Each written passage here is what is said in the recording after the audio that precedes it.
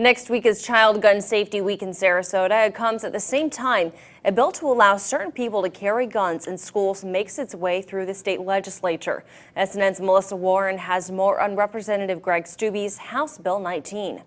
Supporters of Every Town for Gun Safety and Moms Demand Action for Gun Sense in America rallied in Tallahassee Monday in opposition of bills that could allow certain employees to carry guns in schools and on college campuses.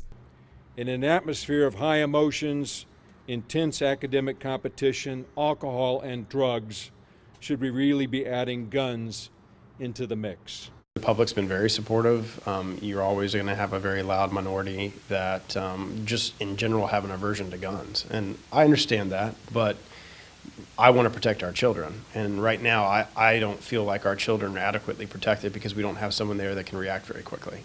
If the bill were to pass and a district chose to allow the safety designees, Stubbe says they could only be current or former law enforcement officers or current or former members of the military in good standing with no criminal history or firearms-related violations. You have to go through a background check. You have to be an employee of the school district. You have to go through whatever mental health evaluations that they require. Then, if the superintendent and or the school board want to designate that individual, they would be required to go through a specific training course specific to school safety. Stubbe says that training course would be developed by the Florida Department of Law Enforcement. And he says the reason behind this bill really hits home in his district. We, and especially Manatee and Sarasota County, there's not a single school resource officer at any of our elementary schools. So there is no one present legally that has a firearm that can respond to, God forbid, an armed crisis.